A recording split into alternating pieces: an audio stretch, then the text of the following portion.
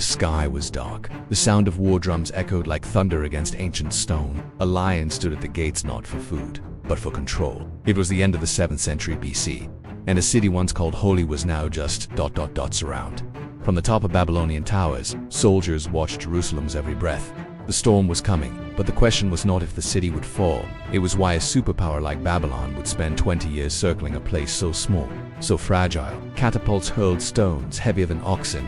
Battering rams crushed bronze gates like twigs. And the prophet Jeremiah described the invaders like a storm sweeping in fast, furious, and divine.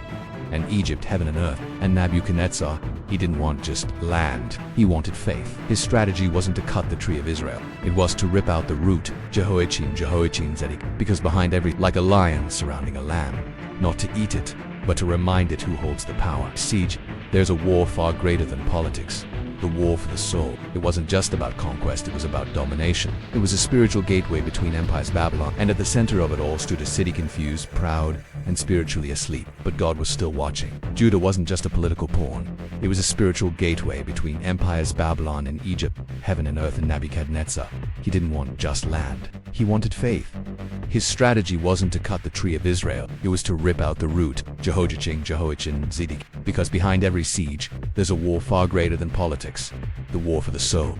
When Nebuchadnezzar looked at Jerusalem, he didn't see just walls and houses, he saw seeds. And instead of tearing them out by force, he carefully transplanted them. Imagine uprooting the brightest minds of a generation and reshaping them with another ideology. Little by little, identity fades on, no one notices. Nebuchadnezzar understood something many modern rulers forget. Mastering hearts and minds can be more effective than conquering territories. He planted Babylon inside the young Jews.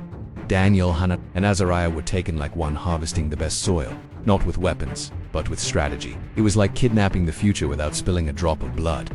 This is what we call a conquest by culture, silent, yet devastating. It's curious how often the most dangerous wars aren't the ones where bombs explode, but the ones that silence values. This reminds me of when a close friend, still a teenager, went abroad to study and returned someone I barely recognized. The local culture had shaped not only his accent, but his very soul.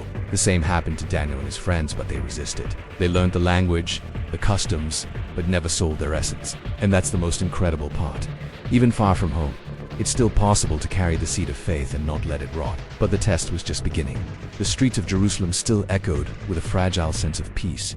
When a second blow came, King Jehoiakim rebelled, hoping to shake Babylon's yoke. But his resistance was Imagine a nation where every visionary, leader, and artist disappears overnight. It is not unlike what happens when a company loses its entire leadership team. Chaos sets in, morale plummets, and the people left behind don't know who to follow. That's what Jerusalem became. A sacred city without direction, a temple with no voice. Even the faith of the people began to tremble beneath the weight of confusion. His son Jehoiachin surrendered, and with him, 10,000 of the brightest minds were taken. Priests, warriors, craftsmen, even the prophet Ezekiel. It was as if someone had stripped a body of its spine and expected it to keep standing. The city was still intact, yes, but it was walking without a head. This wasn't just a political defeat, it was a psychological collapse. I once worked with a team that lost its CEO, directors, and key managers all at once. We were left scrambling, clinging to structure, but unsure of purpose. That's what Judah was living, a spiritual and cultural orphan. Ezekiel, now in Babylon, would become a prophet, not from the temple, but from exile.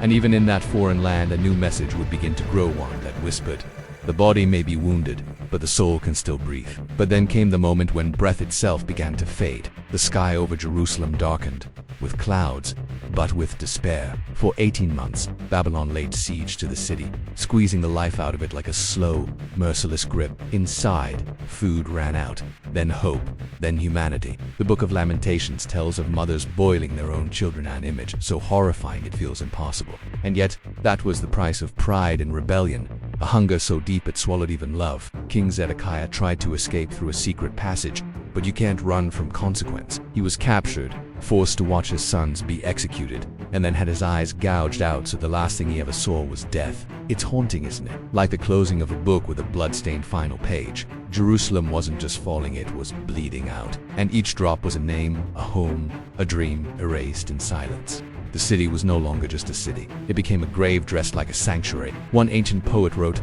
"The precious sons of Zion, worth their weight in gold, are now regarded as clay pots." Babylon's army surged in, and the sacred heart of Israel was pierced. The temple, once radiant with gold and divine presence, was looted and profaned. For 3 days, fires devoured what generations had built. The Holy of Holies, where God once met man, was reduced to ash. It was as if heaven itself turned away in mourning. The walls were cracked, but the people were crumbling. Archaeologists have uncovered Babylonian arrows buried beneath burnt homes, and yet, no artifact can truly capture what was lost. The cries of the violated, the silence of the enslaved, the shame tattooed on a people who once walked with God. It was no longer a fall, it was an unraveling of identity. I once saw a neighborhood ravaged by addiction and abandonment homes still standing, but filled with ghosts. That's what Jerusalem looked like. But the final blow was yet to come. When the wall finally broke, it wasn't just bricks that collapsed, it was the last breath of a nation. There are ruins in Jerusalem today, layers of ash-sharded pottery, scorched stone, proof that this wasn't just legend.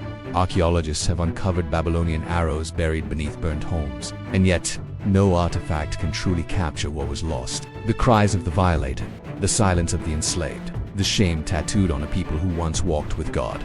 It was no longer a fall, it was an unraveling of identity. It reminds me of when someone loses everything, not in a day, but in waves: job, marriage, health. By the time they realize, the fire is already halfway through the house. How can we sing the Lord's song in a strange land? They asked not just with words, but with silence. Jerusalem wasn't just a place, it was identity. It was God's address. And now, it lay in ashes, and the people were scattered like dust in the wind. That's what this felt like. The place where God walked was now hollow, cold, like a family home after everyone's gone. But beyond the smoke and rubble, something deeper lingered.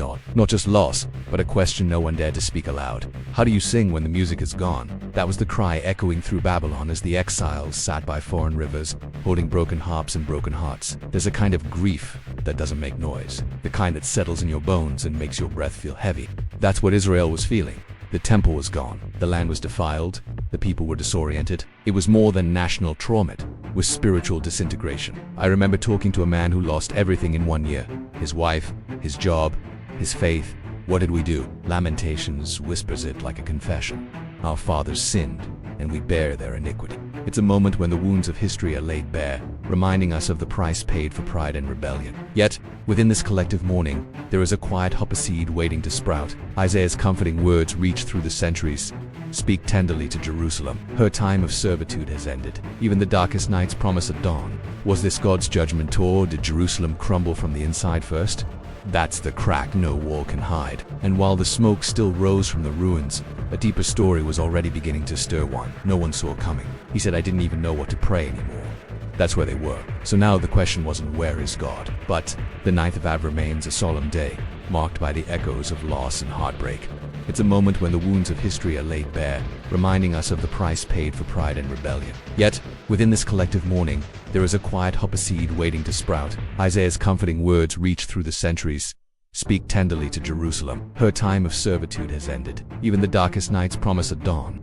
Jerusalem's ruins tell a story not just of destruction, but of resilience. The stones scorched by fire and soaked with tears can still serve as a foundation for something new and beautiful. This is a powerful truth for anyone facing loss or hardship today. Just as a broken heart can heal, so too can a shattered city be rebuilt stronger, wiser, and filled with renewed faith. The past does not have to imprison us. It can be the starting point of our greatest transformation. Understanding this history is more than an academic exercise, it is a call to action. When we grasp the depth of what was lost, we learn how precious restoration truly is. If this message touched your soul, I invite you to subscribe and share your thoughts in the comments. Say, God is just, and join a community committed to watching over Jerusalem's spiritual and historical rebirth. Together, we become part of a mission greater than ourselves.